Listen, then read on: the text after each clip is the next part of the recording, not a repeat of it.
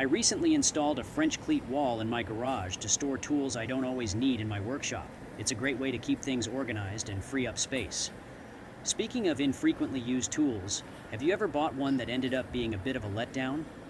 Hey there, I'm Scott. Thank you for stopping by. I'm the owner of sawsonskates.com, where I share easy woodworking plans and space-saving workshop solutions. I bought an oscillating tool to remove some fragile trim. I figured it would be safer to cut the nails rather than trying to remove them with a pry bar. It worked, but it destroyed the blade in the process. I thought maybe it was a fluke, but after some research it seems like cutting metal is rough on these blades. I know oscillating tools are a popular choice for cutting wood door trim when installing flooring, but besides that, I haven't found many uses for mine. So, to keep it out of the way in my shop, I designed this hanger to store it on my French cleat wall. You can download this plan and hundreds of other easy-to-build projects on my website, sawsonskates.com. All my plans include a material list, diagrams, and detailed step-by-step instructions. To get your plan to build this project, click the link in the description box below. To begin, I ripped plywood to width using my table saw for the holder sides. Dig the shirt? It's a Saws on Skates original. I'll leave a link for it in the description box. With my miter saw, I cut 2 pieces to length for the sides. Following the diagram in the printed plan, I marked the side for a 45-degree angle. After adjusting my miter saw to 45 degrees, I made the cut. I'm going to use brad nails to attach the sides to the shelves. To help position them, I marked some reference lines. The back and shelves are the same width. Using my table saw, I ripped enough plywood to length to make these parts. At the miter saw, I cut 1 piece to length for the back. Following the diagram in the printed plan, I marked the locations for pocket holes that will join the back to the sides.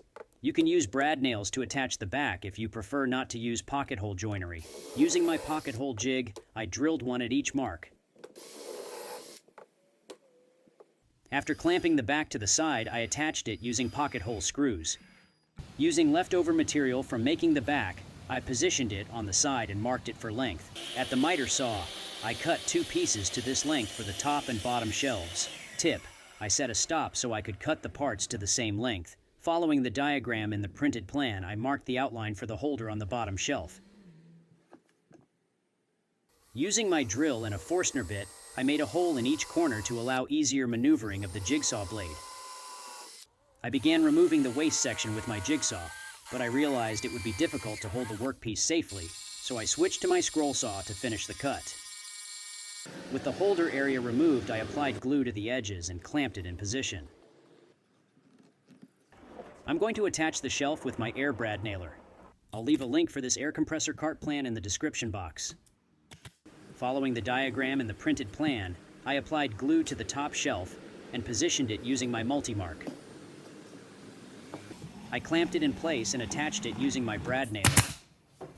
For the remaining side, I applied glue, placed it on the assembly, and attached it with brad nails. On the back, I attached the side using pocket hole screws. I cut a French cleat to length and marked the location for countersink holes. Be sure to offset your countersink holes so they don't interfere with the pocket holes already in your project. Using an awl, I made a starting point for the drill bit. I clamped the cleat to the holder and drilled a hole at each mark using a countersink bit. I attached it using wood screws. This French cleat holder keeps my oscillating tool organized and accessible, freeing up valuable space in my shop, and its adjustable design fits perfectly on my French cleat wall, making it a versatile addition to my workspace. To get your copy of this plan, visit my site sawsonskates.com using the link in the description box below. And if you enjoyed this video, please give it the thumbs up. It's one of the best ways to support my building plans.